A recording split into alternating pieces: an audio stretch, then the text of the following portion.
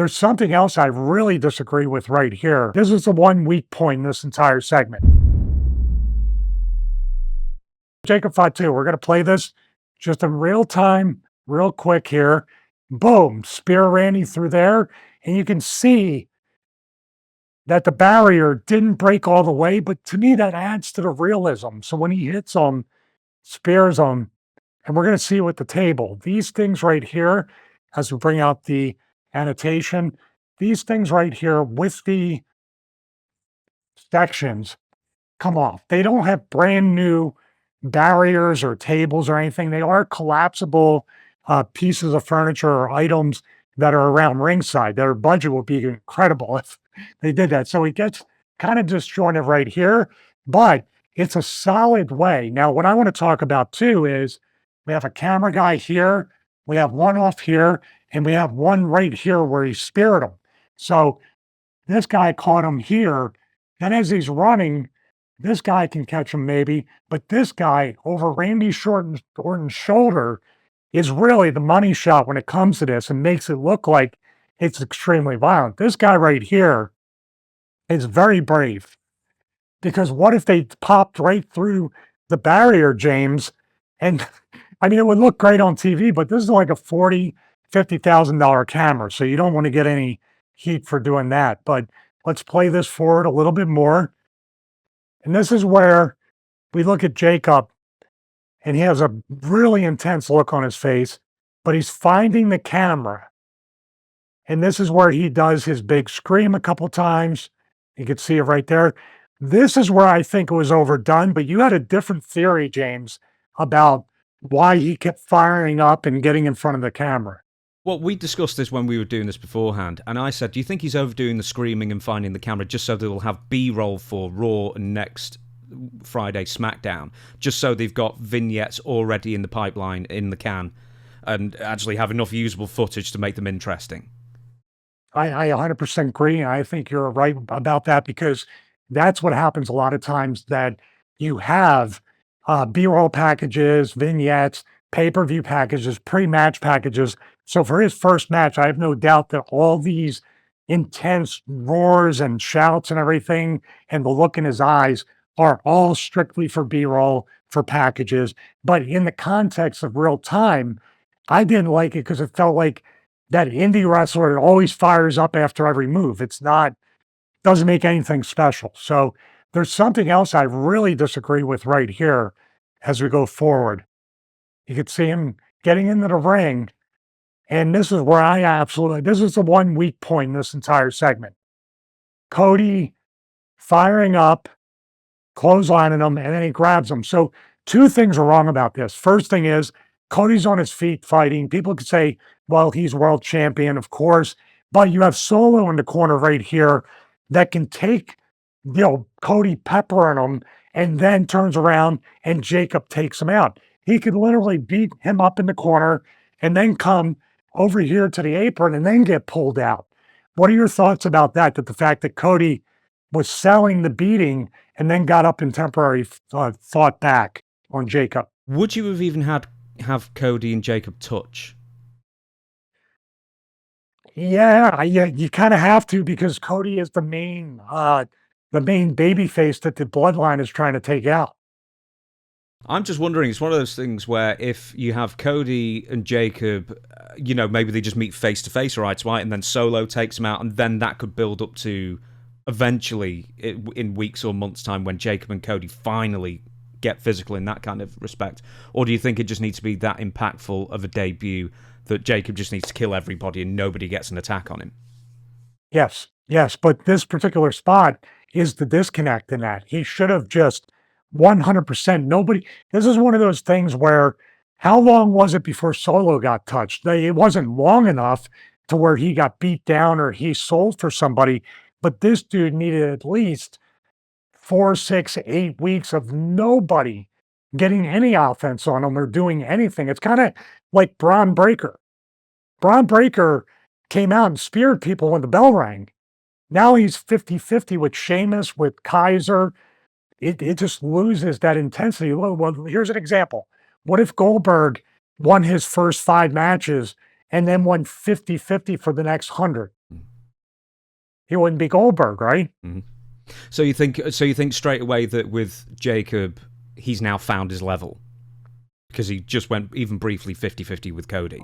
No, because people will forget about that because the splash and everything else will stand out. The B-roll, they'll never show this part of this attack ever again.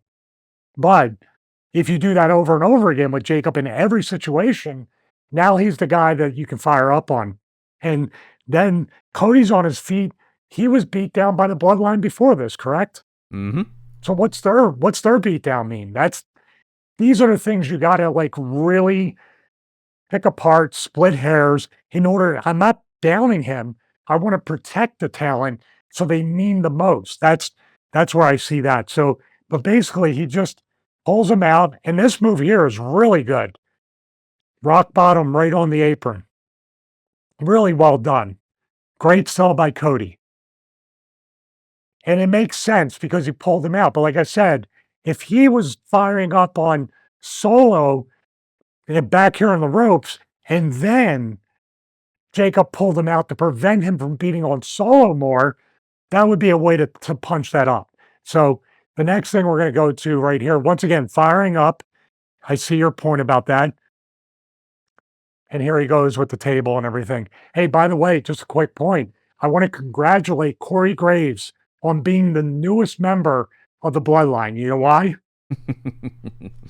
You know why? Tell me. So you tell everybody, James. I think it's hilarious. Oh, because he started clearing off the table for for Jacob. Yeah, I love it. I love it. Honorary Samoan. Well, Corey do you know, Graves. that's awesome. that's a real trope for years when someone would put someone through a table. I mean, it made no sense that you'd always get rid of the monitors. It's like, don't you want to hit them? Don't you want to land them on the edge of the monitor to do maximum damage? But it's one of those slight disconnects where obviously you've actually got to look after the person you're trying to kill. It's sort of like when Scorpio stabbed that dude. He put a mattress under him first, so he was nice and comfortable I don't mean to make light of it, but it's right. You're talking about, I want to destroy this guy, but man, let's make sure he has a clean table to bump. Hey, that's pro wrestling. Speaking of which, you might say something about this in pro wrestling, all being fake or whatever.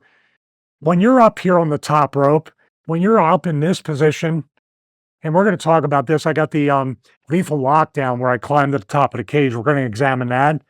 And when you can see the people here and here when you stand up, or you can be anywhere near looking slightly up and you see the box truss, you're like, I'm pretty high up. It's very, very, how can I put it?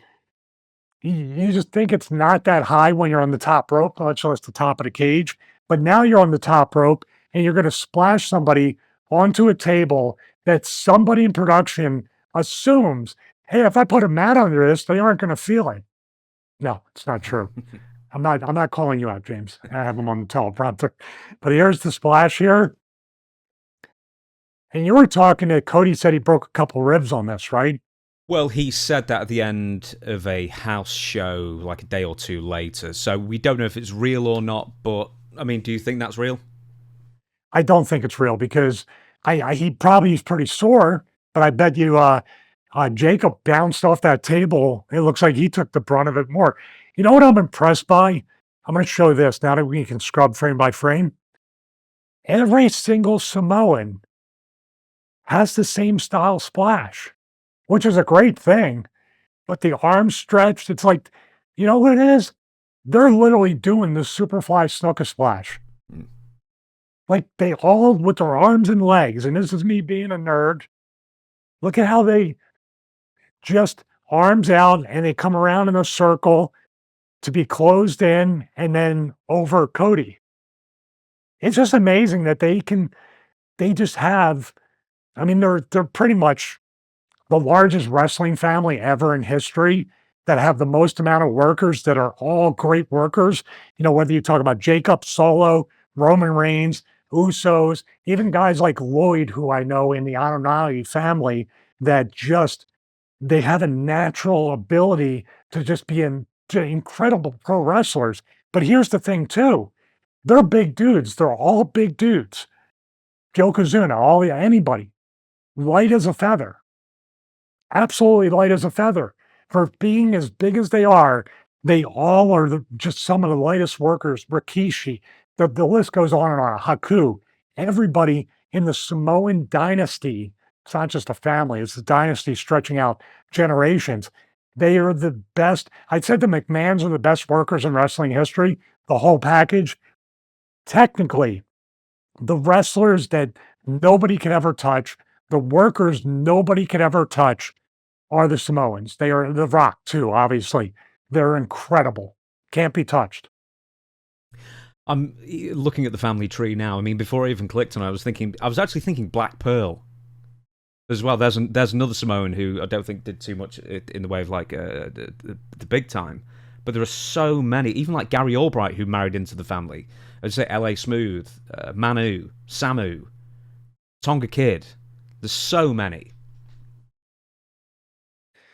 Yeah, I mean, we'd have to get a number maybe for a future episode, or even if anybody can comment on this clip and video, let us know how many members of the Samoans actually wrestle. I would say we talking 40, 50 over the course of time, minimum.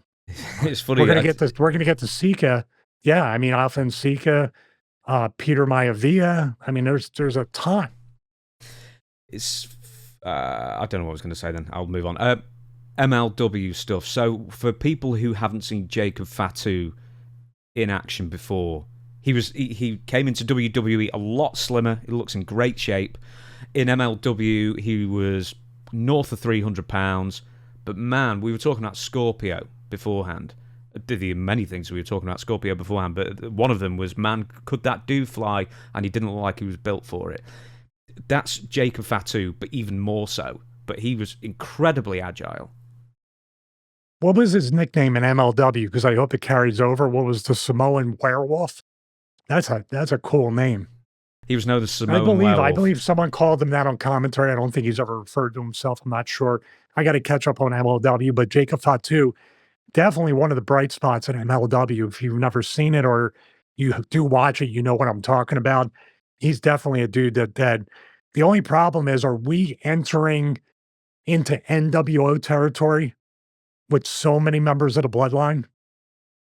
Maybe. And the faction being split because Roman's not there? But here's the thing. Well, Roman's not there. That's probably a good thing. So not everybody's getting overshadowed by Roman. But the fact is, the NWO had, what, 45 members or something, not including NWO Japan. And I catalogued all of them for a video that I'll probably never end up doing. And there's so many of them that had no reason to be there. IRS. He wasn't IRS, but Mike Rotunda. He had no reason to be in that group. Some stock car racer who's technically a full member. Horace Hogan. I mean, yeah, he was Hulk Hogan's nephew, but Stevie Ray. I know the idea. Brian Adams. I'm picking some random names here, but there were so many of them who really, if it's going to be an elite unit, and then you're just adding in these like mid-carders from WWF, and that's what one of the main criticisms of the NWO. Whereas the Bloodline, name one person in the Bloodline who doesn't belong, who can't carry carry the weight. Well, it helps when they're all family. That's the relate. You talk about the Dutch thing. The theme is relatability. They're family. You can relate to that. And also, the more of that's where the Jacob thing, I kind of was like hypersensitive to him firing up like the old wild Samoans, like the savage Samoans, which they used to be presented as. Now they're presented as basically a Samoan mafia. That's the difference. They're family in blood, but they're also family when it comes to business. So people watch Sopranos, Godfather, all that kind of stuff. They relate to that. So that's why they're over in a way too. They take a lot of tropes from the mafia movies and TV shows. Do you know who they remind me of? And it's an updated version of the Hart Foundation, because they were all family. That's good. And then obviously you had Brian Pillman there as well, but it wasn't familial connection, but it was he trained with them and he broke in at Stampede. But it's sort of like that, it's almost a blood in, blood out kind of thing. But no, it's an excellent analogy. I didn't even think of that, but they're definitely, and there's something to be said for that type of stuff. And I'm glad, once again, with Vince McMahon, there would be a quota on the number of Samoans and other things presented on TV. And I understand when Vince says it's a little confusing, but at the same time, this is all real. They're all really family. Wouldn't you always want to bring your family in? And now there was some kind of art. I think it was just somebody putting together like fan art that said that it had Roman Reigns and part of the bloodline, and then it had The Rock and part of another bloodline Mm. at Survivor Series. That would be incredibly interesting. Yeah. It reminds me of back in 2000, Rikishi turns heel. He's doing a promo with The Rock. He ran over Steve Austin, which is stupid. It was a stupid storyline. It didn't do anything for Rikishi, especially when Triple H beat him clean a couple of months later, I'm sure, or whatever. But it was Rikishi ran over Steve Austin. He did it for The Rock because the Island Boys weren't getting enough attention or they weren't getting enough breaks. What was he talking about? The Samoans have got break after break. If you're a Samoan, you're almost guaranteed a great run in WWE. And he was like, all these champions, there are no champions of colour. It's like, wasn't Yokozuna, your own cousin, the champion for a year in 93, 94? And then there's Pedro Morales and whatever you describe as non-white, I suppose, in America. Yeah, but Rikishi was a heel. So he doesn't have to say anything that necessarily makes... I'm just saying, that's the creative liberty, pal, as Vince would say. But yeah, and he took a scary bump, dude. One of the scariest bumps off the Hell in a Cell with Taker onto that pickup truck. Mm. There wasn't a whole lot of room for error. His head could have hit that wooden like fence thing that was around it, I believe. Could have hit he could have overshot, undershot. It was very, very dangerous. Do you know who did the test drop for that earlier in the day? Who's that? Shane McMahon. One of the McMahons. Yeah. I mean, they're famous for doing that. Vince did the WrestleMania 12 zip line with Shawn. You got to give it I remember the Gronkowski one where Vince, for the WrestleMania at the Performance Center, he fell backwards and then he's just like, to here, kind of like the belt squat. Hey, pal, here. But Gronkowski was smart. Like, you know what I mean? You're doing that, Vince takes the bump, and that was it. We're going to go back to the video and the debut. So this also goes to what we talked about on WSI with the Adam Copeland Edge jump off the cage kind of thing. And it's sort of a similar distance, really, from the top rope to the floor, essentially, instead of, a table to then the floor. You're up there, you're looking from where your eyes are, like 15, 16, 17 feet. I know you weren't the biggest high flyer back in the day. I know you're afraid of heights. But on the times that you have like got on the top rope or you're up on a cage or something like that and you're about to do a dive or do a fall, is it prudent of you to look where you're going, or can it put you off looking at the crowd? Can it sort of like disorientate you, looking at the crowd cheering or whatever, and distract you from, the perfect dive that you need to do to stay safe? That's a very hard question. I guess when you're up there, kind of like what Adam, we talked about it during our interview, you're up there, you're looking around, I'm here, I got to go. I can't. And then, that pause of I don't want to, what if I overshoot the splash like we talked about and do the Eddie Guerrero when they debuted the Radicals in WWE and had dislocated his elbow. Adam went the other way and ended up, he could have blew both his knees out, although he broke his tibia, which is really, really bad.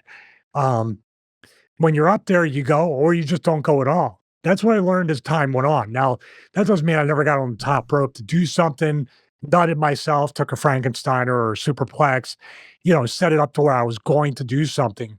Of course, if you never hit anything, you're in Flair territory with everything, and never hitting the the flip up and doing the thing. But yeah, you got to be careful. Wrestling is all about playing up to your strengths and hiding every weakness you can. If you're not good from the top rope, in this day and age, there's plenty that are anyway. So how are you going to stand out and be special anyway? Unless you Shane McMahon has already done it. That's why I think going back to the Adam thing, and people, if you watch, we did our initial whiteboard with the injury in our interview. It didn't make him any more over to even do that. He could have lit the table on fire in the corner and speared him through the table, and it would have been just as hardcore and devastating to me. And then people would have remembered Gangrel coming out more. Anyway, it was a gloss over no matter what way you look at it. Yes.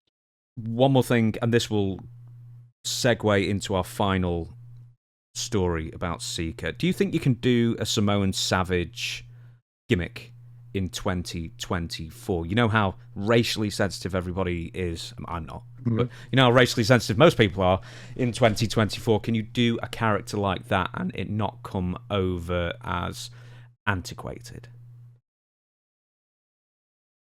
Well, I mean, Jacob is kind of that savage right now. The Tonga twins, Haku's kids, they're kind of savages and street fighters. These are the kind of, and remember, we still got a few more on the indies. This might not be over. There might be more Samoans coming, and I hope so because guys like Lloyd and other people that I've known for decades that have been on the indies and waiting for that big break, they deserve it. They do. You say, well, they're like Samoans get like a really great run in WWE, but dude, they're put through the ringer. They're trained at the wrestling school. They work the indies. I'm sure they set the ring up. They break it down. In the case of Roman Reigns, he went to college and played football. These guys have paid their dues and matured to a certain extent, so they deserve the opportunity. But as far as that, you're talking about like, with the spears and the fish in their mouth type of savage, like it's so over the top. Yeah, maybe that probably wouldn't fly, I imagine. But I mean, can you have something like struggling with English and only be guttural and growling and, not do a promo, I guess, in that sense? Okay, but I'll bring this point up to you. They don't do it in a way of like right on the nose, but Jinder's tag team, there's a thing with these big monstrous guys that they have to act like Vince McMahon, king of the jungle. You know what I mean? It's like a National Geographic thing when I've seen him describe it. He could narrate the Wild Kingdom because he's a big fan of that kind of stuff. And I believe they do that. They made those two guys into savages. They had no layers of character or personality. They weren't even fighter. They were just brah, every time they did something, right? That can be a little a little short for you there, a little gif. But I swear I didn't just stroke out. My mouth made that thing. But no, you shouldn't do it either because this dynasty has evolved. The Samoan family has evolved. They're way beyond that. If you do that, you're going way, way far back a bunch of steps. And there'd be a disconnect because your family, did you keep this guy in a basement all his life or an attic? That thing. And now if you did that, then now we have another kind of Bray Wyatt story, I guess. Yeah, I think Roman Reigns is the antithesis of like the old Samoan. I mean, like you can tell Roman Reigns conditions his hair and he's well groomed. He's like a modern, almost metrosexual gentleman that's so far away from the Samoan portrayals of the 70s and 80s, and even beforehand, because we're going to be talking about He's the only dude I know that's never been made fun of for a man bun. So that tells you how cool he is. Yeah,